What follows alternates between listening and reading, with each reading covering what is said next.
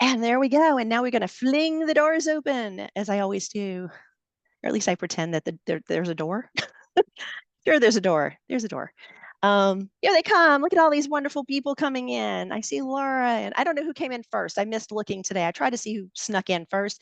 And Simone, and oh my gosh, we got more people waiting. Okay, let me do that before I do my announcements. This is exciting. Look, see, Sheila, I knew it. You're popular. People want to do better with their discussions. I love it. I Yes. love it. I love it. I People love it. know my soapbox. Yes. They do, they know you. And actually, that's one of the things that I realized Mhm. last week when I was doing the webinar was that all of our speakers in the month of May are all backed by popular demand. Yeah. All of you are past speakers who people like this said, we want to hear more. So hey, who am I to deny the people what they Right. want? They want more. I try to give them more. So I'm going to take up as little time doing this part as possible. But of course, I do have to just couple of quick little messages just to make sure everybody landed on the right flight and all that stuff. So you're at the Free Friday webinar. I am Valerie. I'm on the board at USDLA, and it's my pleasure to welcome you and to be able to host Sheila Fry, like backed by popular demand, as I said. We'll talk about her more in just a moment. She will tell you all about herself and all the things that she's got for you today. Please be prepared to engage because I happen to know that she will be very sad. She will make a sad face if you do not interact with her. And we do not Yeah. want Sheila to make a sad face. And I will make a sad face, and that will just be tragic. So Yeah. so we're going to all engage. All right. So before we pass it over to Sheila, though, I do want to mention some people did not realize yet that USDLA does have a YouTube channel. It's usdla.tv, very easy to get to. And you can go and watch replays of amazing sessions like this one. One of the most recent ones we added, as you see, was on telehealth and libraries. Whether you are in the telehealth space or the library space or anything that you think this is relevant for, I encourage you to go check it out because a lot of the things you could substitute the word class or this or that or library. A lot of the stuff that she talked about was about community. It was about how we connect with people. So it was a wonderful experience talking to Dr. Guzman. Also, we had just last week, feels like yesterday or last year time. I don't know how that works. We had Seth and Travis here, and they were talking about wellness and AI. We've had tons of speakers here, there, everywhere talking about prompting and the effect of AI and how to use it and all that.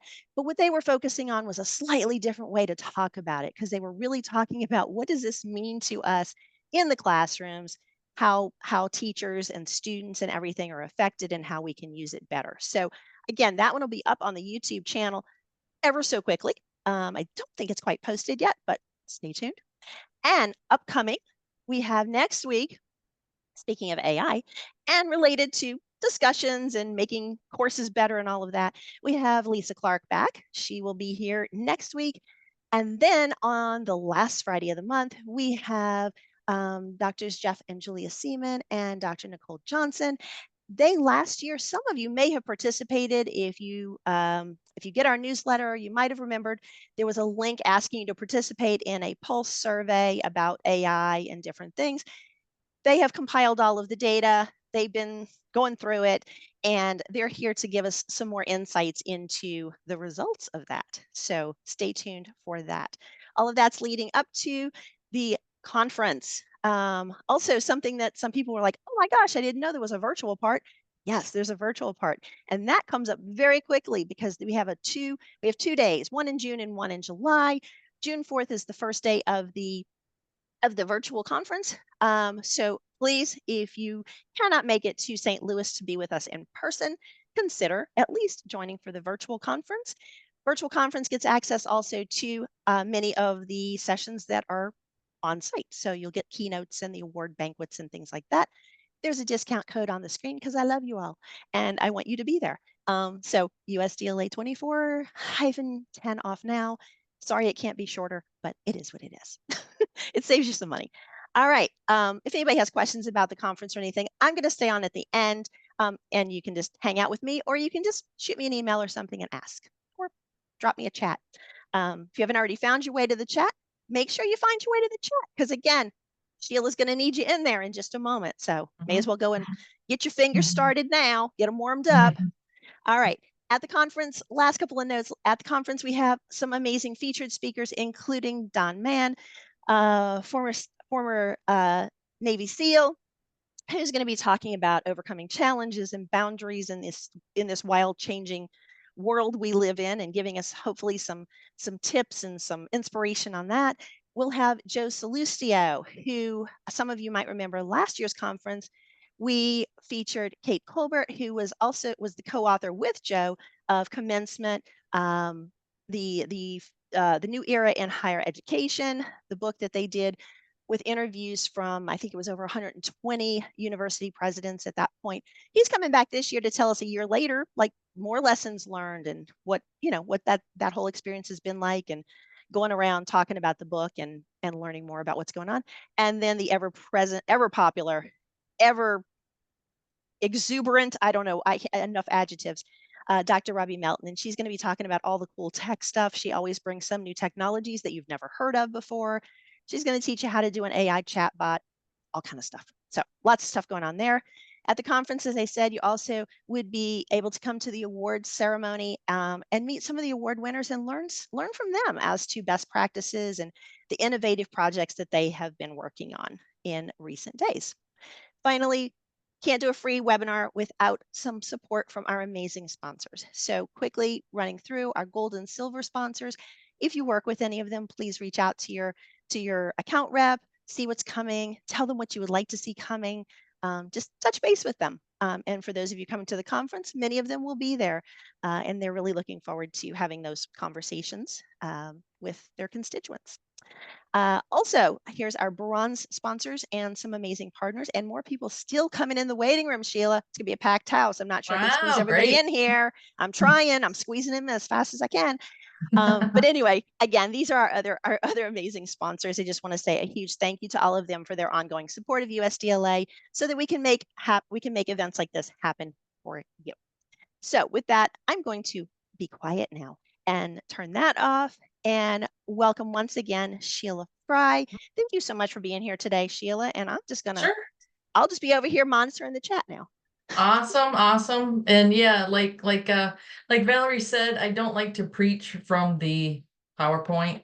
So I want everybody to engage, because this is something that I think is very important for my heart, which you'll see kind of a joke in the next one to kind of how big of a soapbox this is.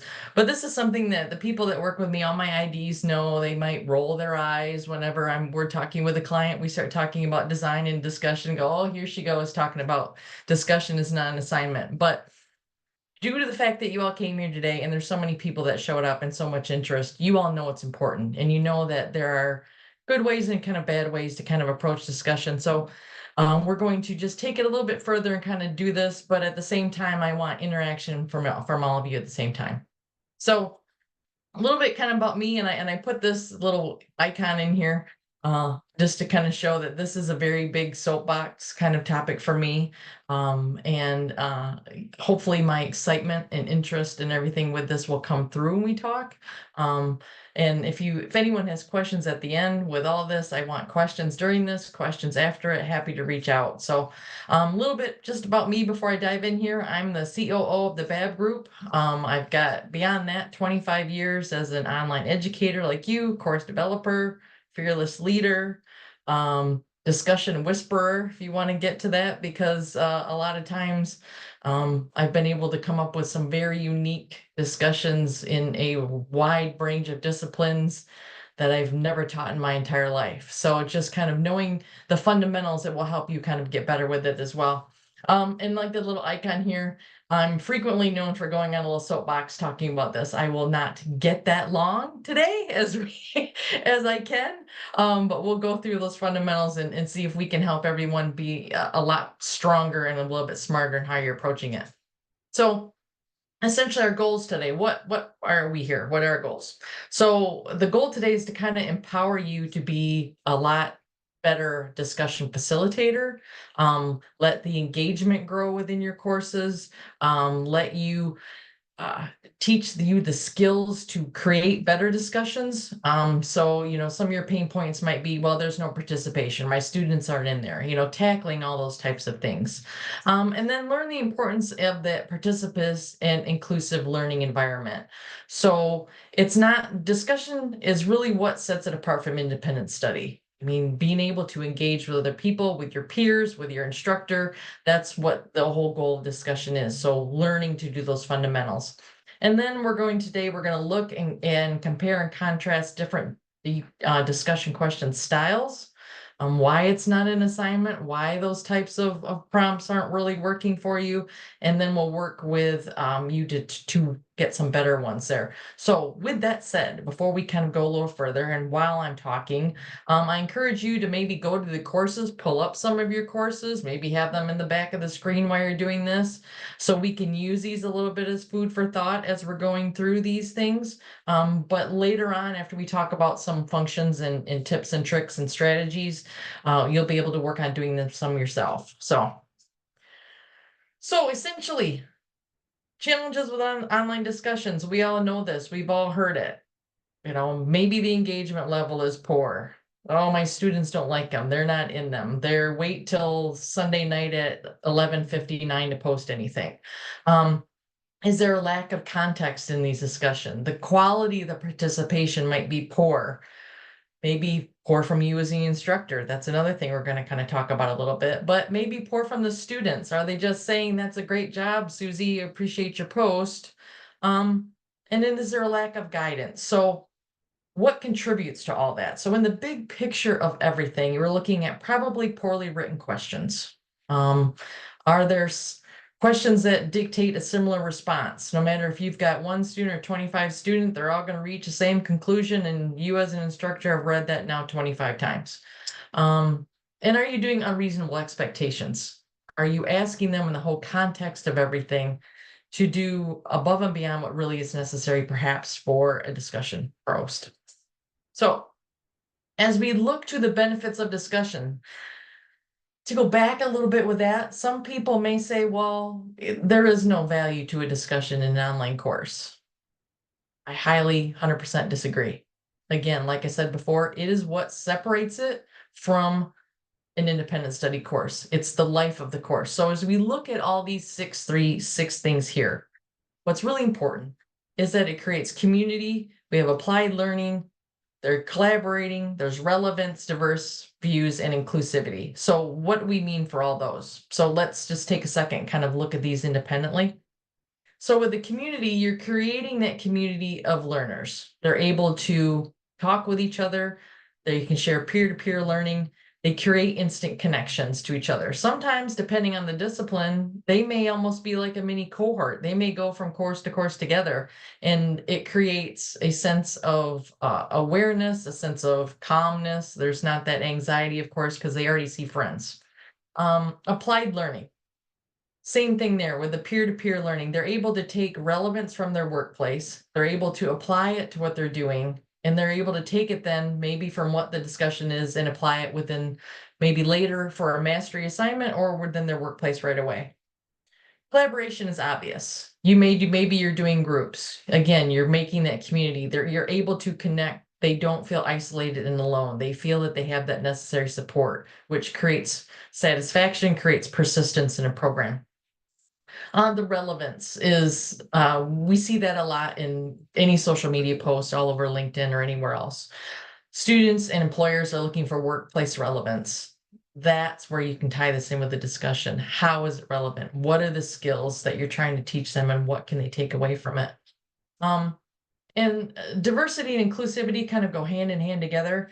Diverse being the discussion should be a safe place, no matter what someone's views are, within boundaries. And sometimes we may have a little bit of controversial topics, but within the instructor guidance, you can say, this is a safe place for you to share what your views are.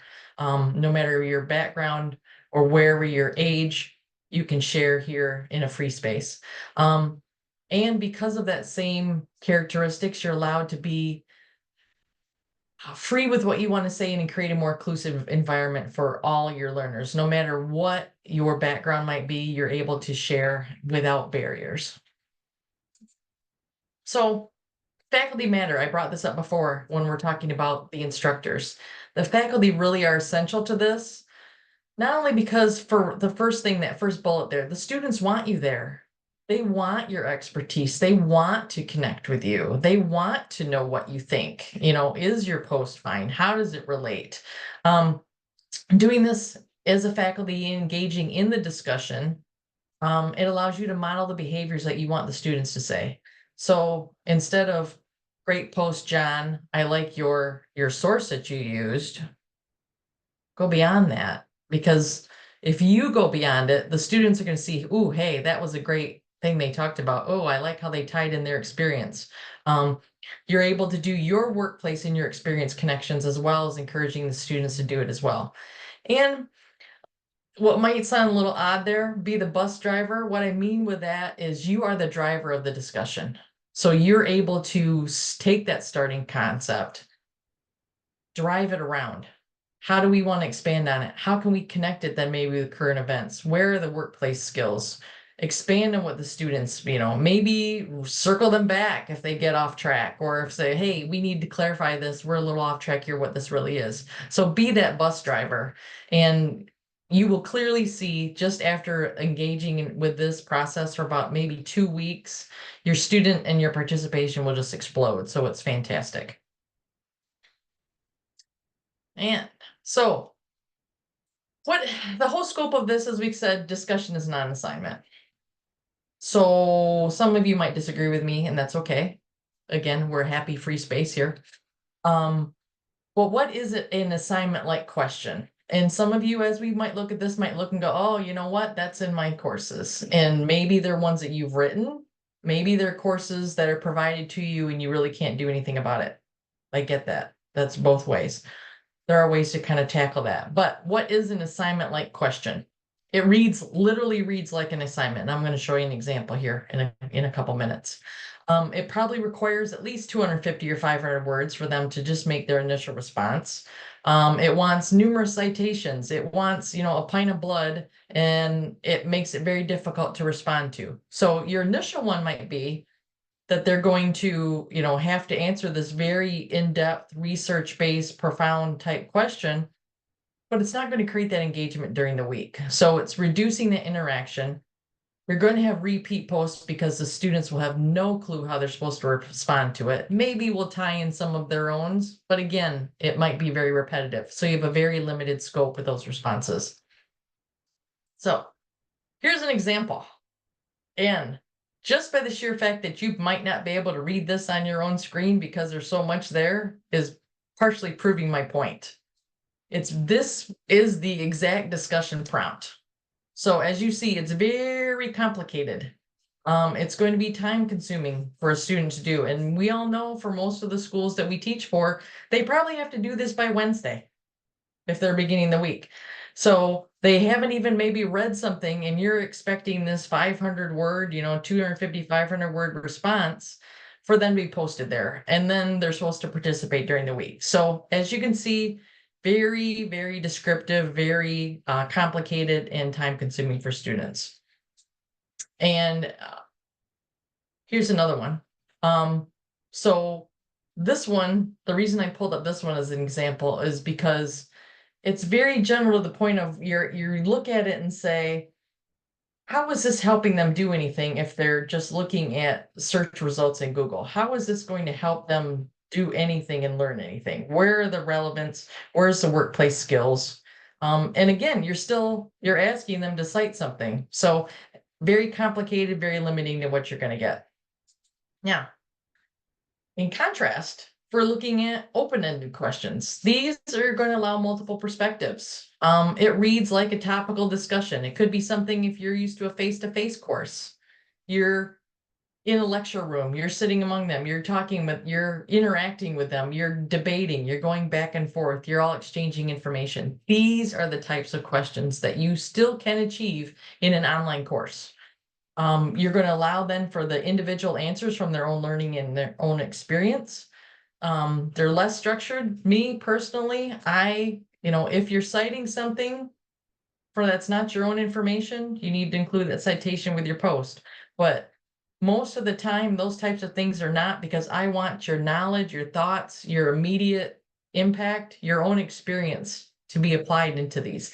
Again, you're asking them to do something probably very early on in the week. They're not going to have that fundamental mastery that they're going to have by the time they submit something later on. So we want them to engage. We want them to use it as a tool to learn and exchange so they can complete that mastery towards later in the week.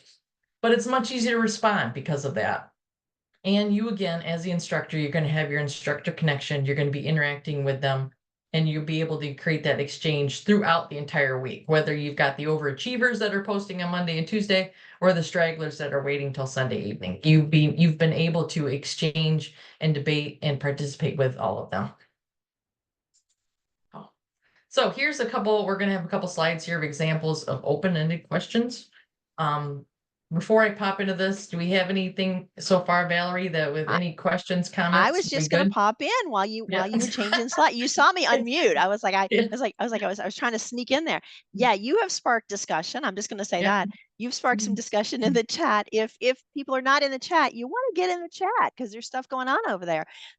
First, Matthew was providing a very nice resource. Back to your point of modeling with, and Yes. an example from K-12, and I personally said that's what I love about these webinars is whatever your space is, like we can all learn from I steal from K-12 all the time, and I'm not in K-12, I'm not in higher ed even. Mhm. So we can all learn from each other and the ways that we're doing things. So Matthew's been providing some information, and also suggested, related to what you said, placing learners in a scenario where they need to apply the content to solve Yes. and expand, to your point of they don't have all the information yet, but they have experience. They can talk about stuff. And Yeah. then Sue, I am so sorry, Sue. Sue has a bad experience. She's an ID, and one of the programs says the last part of the discussion prompt is literally, quote, "No response post required for this discussion." How is Not that a a discussion? discussion. It's not a discussion. Yes. Let me get the soapbox. Yes. Yes. It's not a So discussion. so Yeah. you And have the right that's people hard. here, and Yeah. they're talking. Yep, that's awesome. That's awesome. So let's look at some examples here of open-ended questions. And these are some that I've done myself, and we'll get into, and I like that scenario-based example that Matthew, right? You said was talking about before, because those are perfect. But I I encourage you to be creative. How are you going to think out of the box? And in this particular type of this example here, and I teach a lot of management marketing courses. That's what I teach personally. So in a lot of those cases, situations and concepts and whatever apply to multiple industries. So thinking, how can I create diverse examples? How can I make sure everybody's not picking Starbucks and post this in there? So I'm forcing diversity in this case here by saying with the first, if your last name starts with whatever these letters are, this is the industry that you need to explore and talk about. So I'm creating instant diversity of answers. It gives them an opportunity to talk about different things, and it allows them to look for opportunities as they're expanding new product development. So that's one answer here. Students, from my experience, they love this because there's things to talk about. They get to explore, but they get to learn. But I'm not requiring such deep mastery of anything at this point. They get to look and see what's really going on in the industry. And then the other one here, these are two different questions. So this is not one question or two. I'm offering you two examples. So again, they don't need to be very long, but you want to give them enough a little starter context to be able to answer it correctly and be able to participate. The benefit of these two particular types of question is I'm giving them the option and the opportunity to put themselves into a specific role. The entrepreneurial mindset, different types of characteristics of starting a new business. So, and again, they don't need to have a lot of mastery at this point. I want them to get excited about it so they want to learn, go further in there, and then be able to master it for later on the week. But as you can see here, these are ways that would create a lot of discussion throughout an entire week. So, strategies. Like we're already posting there, which I love that. I encourage that. I think that's fantastic. That shows that you're paying attention, you're learning here. So there's so many different ways you can do this. And this is just my initial ideas of some things there. Different disciplines would be different situations. And so draw upon your own subject matter knowledge. And before I kind of dive into these, I want to go back to something which I know that we all kind of deal with, because not every course we teach are questions that we have written ourselves. We're provided content that we need to teach, and some may or may not be that great. What I encourage you to do there is, I think the role of the bus driver there is very important, because students are also struggling with how to participate, how to get the most out of it. So if you can then take it and say, okay, out of this complex assignment type question, what are the key things that students need to learn in order to be successful later on, workplace, for the assignment, whatever? Pull on those and say, here is where we can see this in this industry. Here's where we see this at this workplace. From my experience in my job, here is where I found this leadership skill was beneficial, and you can talk about it. So that allows them to jump in. Then they're saying thank you, because now they have something to talk about. But it allows them to, again, expand, because that assignment one is so restrictive, it may not pull in all the features that they need to really learn for that week. So all these little ideas here. So what are they? So some options and strategies for creating these as you sit and think about how to pull this off in your own courses is, maybe you're going to create a debate. Maybe you have two sides of the coin that you're going to give to students and say, okay, students in this alphabet, you are for, and this other ones you are against. Now, we're not going to be nasty. We're going to play nice, but let's debate both sides of these. And then at the end of the week, we can form conclusions. So I could be Judge Judy in that whole situation, monitoring the whole thing, but also fueling the fire on both sides. So it's very easy to do. The workplace connections would seem obvious, but in a lot of discussion that I see is very lacking. Give the students maybe an existing workplace, maybe a past workplace. How are they going to connect to that? It gives me opportunities to make my own connections. Maybe I see a lot where a student might say, this is really timely because I'm working on this particular type of report myself right now for work that I have to do this week. Great. Now we've got lots of things to talk about, and you know that student is going to be very interested in what everybody else has to say. Role play opportunities. Again, putting them in situations or scenarios that allow them to think independently, but yet apply the initial knowledge that they're going to have on those concepts. And then the brilliant idea, which some people told me I've never thought to do that, which was shown in that first example I had there. If there are different areas that apply to the topics, different industries, maybe different jobs, whatever, if you can break it up a little bit by their names, so you're forcing them to look in different areas. Say it's marketing, okay? There's 4 Ps. I can split them up in 4 different ways and then have them look at certain things in certain topics. They're excited about it. They get to see how these concepts matter in different industries and how they could be applied differently. So you're allowing them, again, you're expanding their learning base. And then just a very simple idea of an incentivized frequency. If you have the ability to control how your discussion is scored in your own particular one, let those overachiever early ones, let them thrive, and then incentivize the frequency. So not so much to get away from the Sunday night 11:59 posters. Maybe they get extra points because they've participated early, frequently, and often during that particular week. And then posing an opposite point of view. Maybe the question that you started with, is completely wrong. And who's going to catch that? And how are they going to talk about it? And why is it wrong? So these are just a few of the crazy ideas that I sometimes come up with when I work with instructional designers and clients and SMEs to try to come up with different ways to look at this. But it all allows and ties in all that engagement that we want to have. So action plan. What are we going to do here? How are we going to kind of dig this up? So these are proven, and not so much proven in the fact that there's maybe research for it. Maybe I need to write a paper on that. Maybe I need to get with my marketing people and we'll do a white paper on this. So that'd be kind of fun.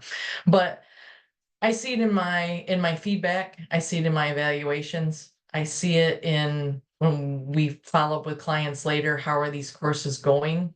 That we see that it's there. And there were different times where one time somebody said, well, we're going in and we're changing all these and we're going to yellow dig and we're, they can pick and choose these things and do whatever. I'm like, wait, I didn't have any problem. Students loved it. Look at my threads. They're all, everything's all deep in this. People love it. They're talking about it. But so applying these, you're going to get some immediate benefit from it beyond that. And I think personally, you'll enjoy the teaching experience a whole lot more. So how do we do that? So I suggest that you start first by looking at your existing discussion questions and look at them for effectiveness. Are you getting good responses? Are students waiting till the last minute?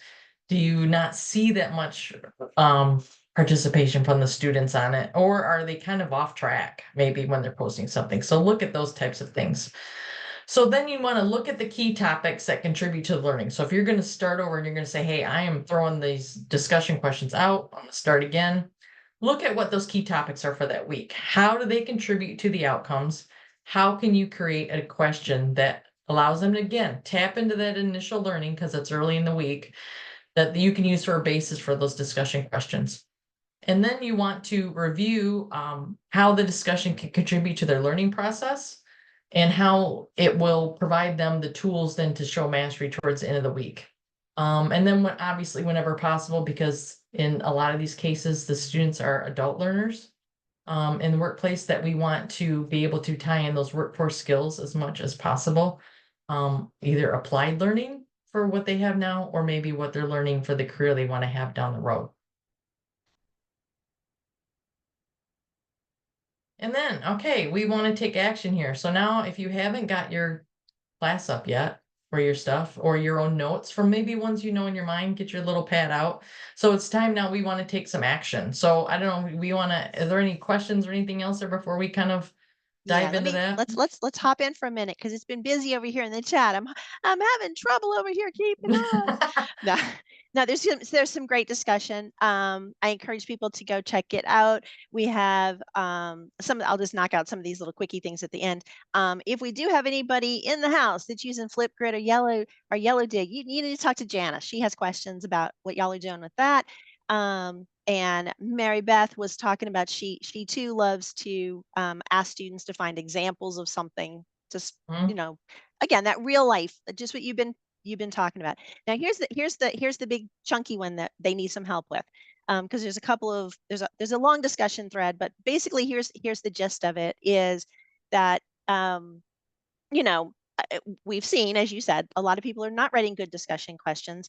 Mhm. And I'm going to jump down to Kate because Kate has, she's on the instructional curriculum design side of things, and she was Mhm. asking if there are instructors in the house because she wants some perspective. She's saying, I think we feel there's resistance to developing different discussions. Is that accurate? And I would say I would add on a little side question there is like what do you suggest, how do you tackle that resistance? Because clearly some of us have experienced it, or the question wouldn't be coming Yeah. up. So yeah, if you have any thoughts on just that relation, that how IDs and instructors could work together better on this. It's a conversation, and that's a really good point. And I see that a lot. And I think some of it is that we think discussion needs to be an assignment, that it needs to be complex like that for some reason, that we have that. And then that's kind of old, maybe a little old school, how we all started 20 some years ago. That's how they were. um but being able to start that dialogue and say, hey, I see what you're trying to, this is what we usually suggest and how I tackle it myself if I'm having that conversation. I see what you're trying to achieve with this topic, but this is probably the results you're going to have. It's all the same thing. How are you going to do it different? So maybe you could say, what if you considered this? And that's usually if I try to give them an example and say, what if you took that and exchanged it? This would be a really good assignment here. What if you, because you want them to learn this, what if we talk about A, B, and C? So then when they get there, they can do this. So I think it's hard. And I think if you start with a chair, if you have that ability, for those of one that are instructional design team, if you can start to go and try to talk with a chair for those types of things, that you're able to get them to understand why you want to do this and what the intent is and what you'll get as a result at the end when you're done and how the students respond. If you can start with that, I know it can be a tough road. So I give you. Some If it people was are very easy, stubborn. if it Yeah, was easy, we wouldn't all be doing it. We're in this, that's right. clearly we have chosen professions that are not easy. So Mhm. I think we can start there. But Sarah has one more question before I let you Yeah. take action. She was asking about the grading. Is it harder to grade responses to the open-ended questions? Is there any difference in? Oh, I love this too, because I have seen so many different rubrics. And to me, I caveat this is my opinion. I have seen rubrics for discussion that require, again, are there APA citations? Did you do this? Again, that to me is a assignment discussion. In my opinion, for a rubric for a discussion, I'm only interested in about three things, honestly.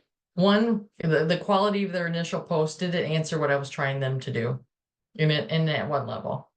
Two, how much frequency? Again, I incentivize when I have the ability to do my own rubric, I incentivize frequency. So I want them in there early and often, and I give them points based off that. So the ones that wait till Sunday at 11:59 aren't getting the same points as the one who posted on Monday or Tuesday or even Wednesday. But then what I'm looking for in the quality of the discussion or the responses is that, did you further the discussion? That's what I'm looking for. So it's kind of like, and sometimes because I would give this an announcement when I explain to students the method of my madness is to, how I'm looking for you to do. And I've been flat out start that and I say, look, I'm going to ask you to look at discussion different than you see before. I want you to look at it like a conversation. And I want you to, like you're talking to somebody on the phone. And if you're talking to somebody on the phone and you're doing all the talking and they're not saying anything else, that's not a conversation. So if you're able then to be able to come back, you want that reciprocal conversation. So that's right. I want to tie in my workplace, which I think is really helpful too. In what I'm going to have you try to do here is to provide that guidance for responses. So beyond just, here's your initial discussion question, what are those, in your responses to your students, how can you expand on that? Maybe you want to compare and contrast, but give them something to start with so they're able to do it. So, all right, I think Valerie had to pop. So I will start this and we'll go to, we good? Cool. Anything else? All right. So here's what I'd like you to do right now, and we can talk about this, and I encourage people to talk about this from your own courses, is I want you to be able to select a course with either a set of discussion or some discussion questions that you would like to revamp and apply some of these strategies and try to write your own. So in a really very simple little setup like this, maybe you have a little piece of paper that has two columns on it. Here's your existing question and your new question. So how are we going to brainstorm this? What are we going to do? And I would, like to even open the floor and say, who's willing to toss out a bad question? And how can we revamp it? Anyone have the desire to do that? And we can even go back to that poor example that I had there at the beginning if we wanted to do that. I was pausing because there was a lengthy response that popped up in the chat. I wanted to make sure I was getting the gist of it before I tried to speak. Let's see, Kate is struggling with creating good discussion questions, so maybe we can help Kate. Teaches Calculus 1, so maybe not the most literary topic. I teach Calculus 1, and that's a great question. And so I want to stay in my lane. There's been a request from the physics instructors to leave the physics instruction to them. Oh yes, I love the yes. this is our turf. Don't come over here. Anyway, Is that I do like the which one doesn't belong discussions though, and this webinar has already given me ideas on how to adjust those to be better. So Awesome. maybe if you have some thoughts about these sort of topics that are a little Yeah. more technical, a little less. And it's funny that we did that. We had this with a SME and worked with them on, and it was math-based courses, and how are you going to be able to tackle those types of things and make those discussions interesting. So what we did in a really fun way was you were able to, they related it to cooking. So, and it wasn't specifically calculus, but you know, cooking is kind of like an equation. You're putting things together and you're putting pieces together. So they related all of those types of concepts to putting together a recipe and following it as a math-based, how to look at it that way. You could approach science the same way, because we all know that if you were like my husband, who tried to make cookies with my kids one time and did not follow the recipe and just went down the went down the bag, the ingredients, dumped everything together, and resulted in a bunch of slop. And so, it's not going to work out. So it's, how does math, where are those careers where these are important and these are going to apply? Where are they going to show up? So for those difficult type of very structured type of disciplines, those are the types of suggestions that I would have for that type of thing.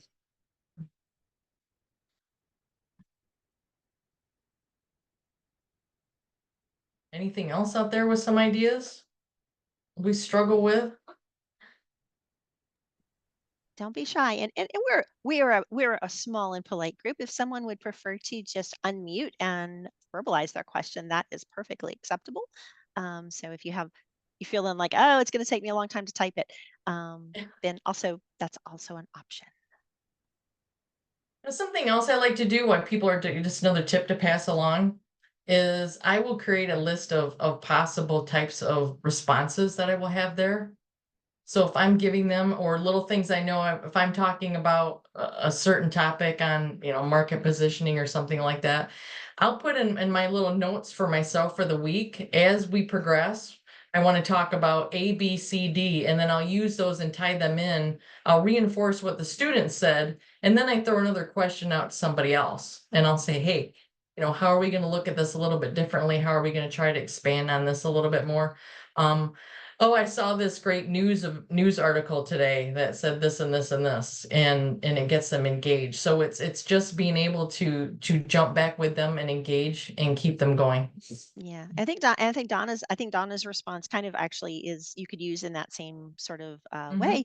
She's talking about using quotes, and then ask them, what do you think the meaning of this quote is about, or why do you think I chose this for you, or tying it back again, relevancy, tying it back to the Mhm. thing, or what are your feelings about it? Do you disagree? Kind of getting I think them. it's being informal. Yeah, Welcome that human. Look at that. exchange. It doesn't need to be, everything doesn't need to be academic, if you don't, if for a lack of a better phrase for that type of thing, where it doesn't have to be so formal. Allow them that flexibility to engage and ask and look and learn, because it will pay off in the end. Yeah, and Yeah. I'm going to go back. I'm going to go back to the beginning when you were talking about sometimes Mhm. the learners are in cohorts and you end up seeing the same people. I had this in a certificate program I was in years ago, Mhm. and I hated week one because I knew the question was going to be introduce yourself and whatever. And guess what? We all copy and pasted the same answer for all semesters we were in the Yes. course. I was like, what a waste. What a waste that, I learned nothing about, these people that I had spent several semesters with because, we just all Well, copy that's and another pasted. fun thing that we could, yeah, that's another fun thing we could talk about here with the context of this. Setting that stage at the beginning with the discussion in those introductions, to me, is in some ways I see it kind of disappearing, just because the questions are so, I mean, how many times can you talk about everything like that? But if you're able to do something fun, and how can you do that? It will break the ice. They will make a connection with you. If you could go anywhere on a vacation, no budget, where would you go? Well, they're going to talk about that. They may not necessarily say, this is my degree, these are the courses I've taken. Like you said, they've copied the same thing in over the course of time. But if you can get creative and work with those types of things, to be able to get them to open up, have it be fun. One, they're going to instantly find you more interesting because you haven't just said, "What is your degree?" And they'll follow you along. So, Yeah. And can I throw in a tip on that one? yes. So another thing I've seen work really well to get people talking is encourage them to either ask a question or start sort of a game about it, where I've seen people in the early weeks, instead of saying just introduce yourself, it's been, tell us two things about where you're from and maybe a picture. Don't tell us where you're from. Basically, don't tell us where you're Hmm. from, and turn it into a, hey, guess where I'm from, or it could be around the top, hopefully if you can, tie it into the topic of what the Right. course is. But in that way, it kind of got them, um, people are going to naturally, answer questions like that. Like the brain just wants to answer when, like They when will they come hear a back. question. So They yeah, will come back. I've seen Yes. the discussions where I just fill up really quickly because everybody's guessing, and oh, I've always wanted to go there, or what's the best thing to do if I come there, or whatever. So yeah, it definitely creates a lot more community spirit really quickly. Yeah. Yeah. And that's a great, I mean, you could use these. That's what this is, the crux of everything I'm trying to talk about today.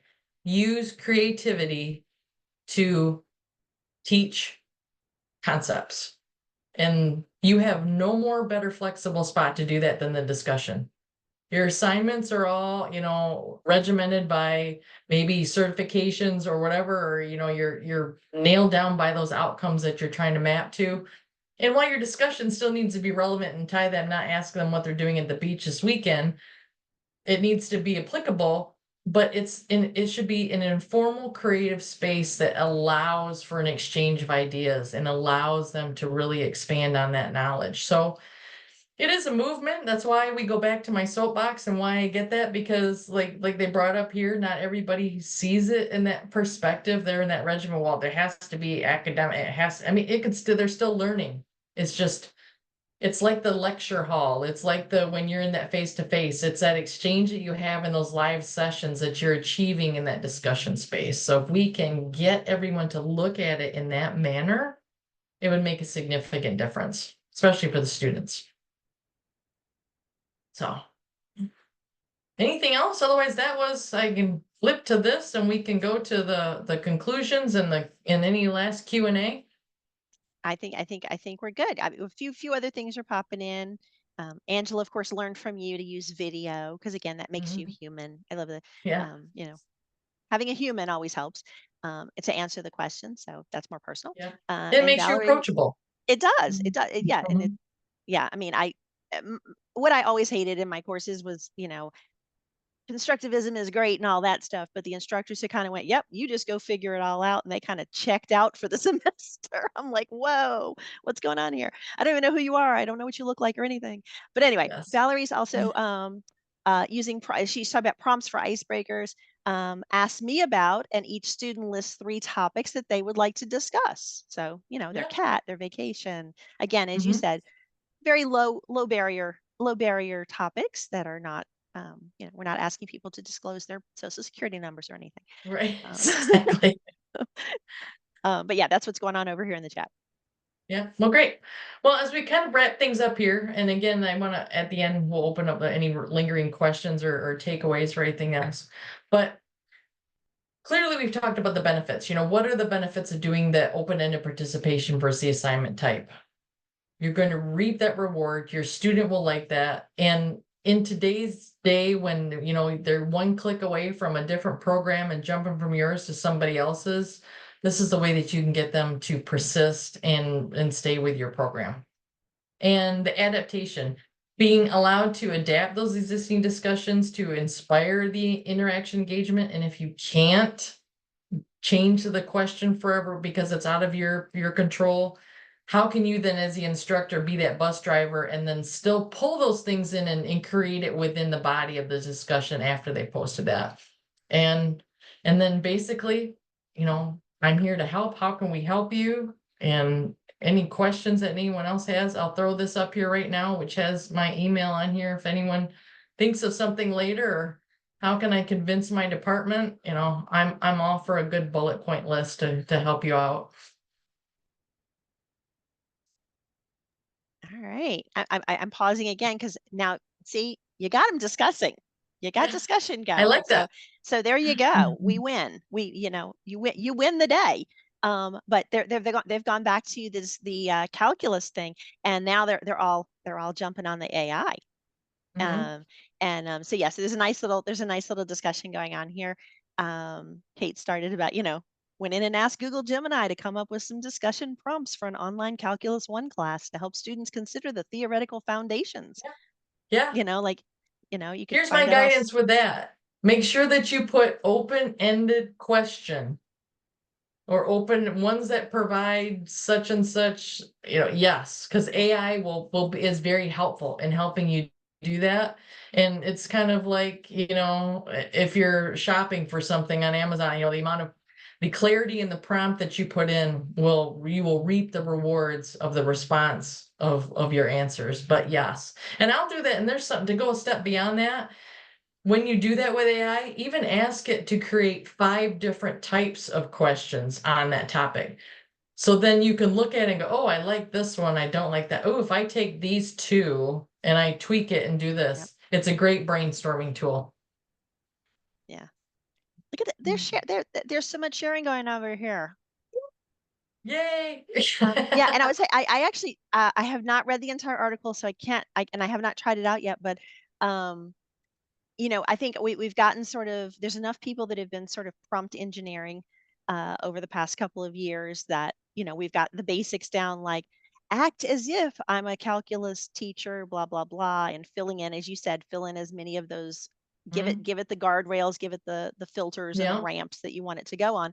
Um, but today they were talking about, um, you know, tell it to be strange. Tell it to come up with a question like a strange question or something that probably people would not have thought to. I mean, they had like all these different ways that they were wording it, and like I said, I haven't tried it out yet, but it's an interesting.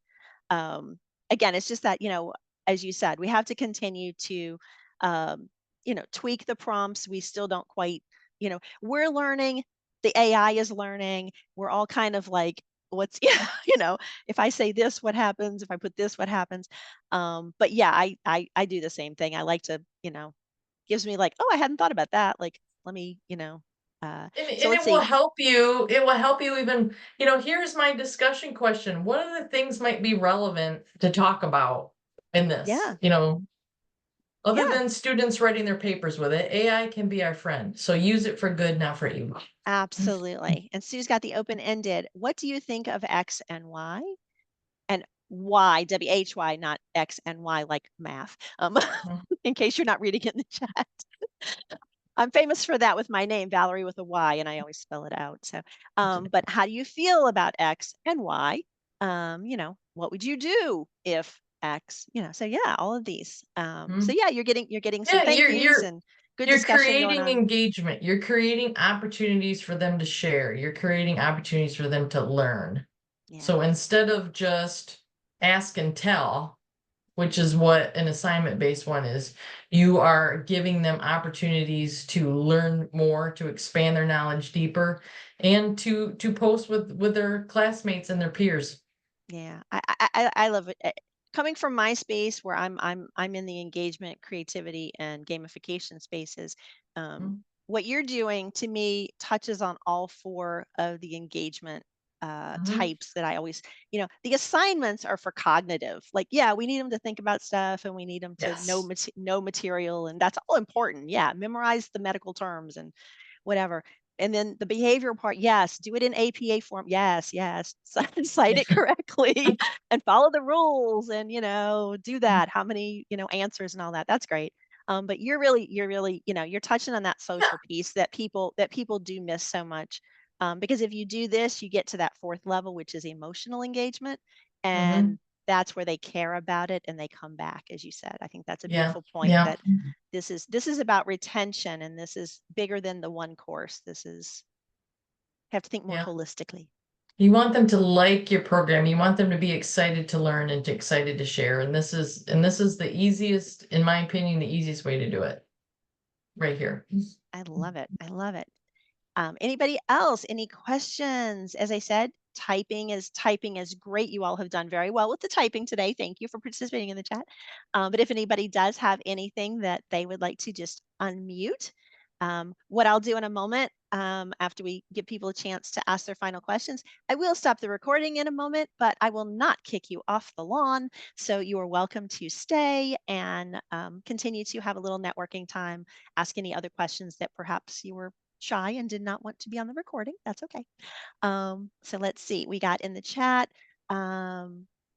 Okay, we have some thank yous and things, but we also have a question from Judy about if you could go back and clarify how you would grade the discussion.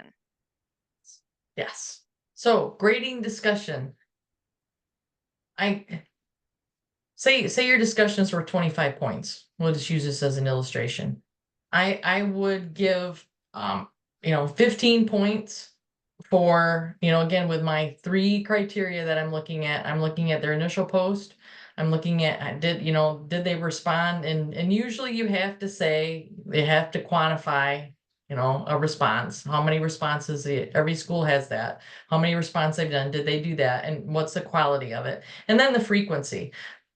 So I would give, 15 points or something, or 10 points for the initial discussion response. Then I would give another 10 points for the quality of the responses to their classmates. Again, did they respond? Say if you had responded to, did you respond to 2? If you would 1 or none or whatever. And then the quality of the 2, in a substantive manner to forward the discussion. And then the last one would be like 5 points for frequency. So if you posted, say you posted 4 days, then it's this many points or whatever. Whatever the minimum expectation is. If the school says you need to respond 3 days a week, then but then your 5 points would be for those 3 days. And then you would take your points 2 days, 1 days, you didn't respond at all. So that way you're rewarding the behavior. And if anyone wants to email me, I can send you my little rubric that I use all the time. Happy to send that to you. I'm happy to share. I like to share stuff. So holler if you ever want to see any of that type of thing. But within the substance is giving them the responses or the points for the content and the interaction. That's what we want. But then rewarding that frequency so you don't have someone. So, I mean, to me, it makes sense. I want to give someone the kudos and the points who have been participating all week than someone who just slides in at 11:45 on Sunday night and then posts and responds to all these people. I mean, there's a difference in contribution. So I want to reward that. Yeah. And Sarah has a great I love this question. Have you ever allowed students to post using an audio or video response instead of having to type? Yes. However, I put the caveat. This takes me back to a little bit for the VoiceThread days when VoiceThread came out and everyone's thought that that was going to revolutionize discussion. What I have found out is, one, I always give that as an option. If someone wants to, great, because some people are more comfortable with that way. Some people would rather do that. Maybe that's more inclusive for them. Maybe it's an accessibility situation. So yes, I encourage that flexibility, but I never require it because it made it harder to respond. So if you're looking at discussion as a participation style thing, they, instead of just reading and being able to respond, you have to watch it. And then I have to try to remember what they said. And then now I'm going to respond. So from my experience, I have found that the students that do post those types of things with videos have fewer responses. Interesting. But yeah. Yeah. And Sue uses Flipgrid. I think that's a couple of times that Flipgrid has come up today. Great tool for those of you. If you haven't used it, try it out. I'm a big fan of, I have my own 20% rule where I just spend part of my week trying out different things that I probably will never use in real life, but they give you ideas for other things. So yes, and Angela says she teaches communication and like to give video option for specific weeks. So could be an option at maybe not the whole time. That's an interesting option there. Sometimes you can Yeah, over technology something, you know, if students feel pressure that I have to do something like this, they have the tendency to freak out. But if they're yeah. given an option to do it as a way to just share the way they want to do it themselves, I always encourage that. Yeah, I'm big on that. I'm big on giving them the choice to do it, as you said. And it's interesting because I was teaching a workshop about a year ago, I guess, and I had a slide up from Modern Family, the character Gloria, whose English is not her first language, and I had several people in the workshop for whom English was not their first language, and and I made that point of the cognitive strain and the extra cognitive load of asking people to translate and get everything in perfect APA on every week's Mhm, assignment. And so to your point, if it's an accessibility for some people, it really, they may have a much better experience. And I know it's a little harder for us sometimes to, as you said, mhm, watch it and whatever, but yeah. So that's why I loved the question, because I think it does speak to a lot of the non-traditional students mhm. that accessibility in all sorts of little a, big A, all the A's. That it's not just about disability type accessibility. So excellent. I love it. This is I got to tell you, this is one of the chattiest groups that we've had in a while. A fun Um, topic, I think. it's What a fun impacts us all topic. as designers, as faculty, I mean, it impacts students, you know, it impacts people on so many different levels. Yeah, yeah. So, well, it is the top of the hour. I want to respect people's time. Again, I'm not kicking you out. I just want to take a moment to pause. Thank you again, Sheila, for being here. Thank you, all of you who Thank you for came having today me. live. Thank you to all of the future viewers, because I got to speak to my future peeps too. That'll be watching this recording later. For those who ask, yes, the recording, you'll get a link to the recording, and then as quickly as we can turn it around, it will be on the USDLA TV YouTube channel, so you can go back and refresh, because I know there was a lot going on, and you can learn more about it. But please, thank you again for coming today, everyone, and we hope that you will join us again at a future USDLA webinar or other event. Come hang out with us in St. Louis if you can. All right, so stopping the recording, but not kicking you out.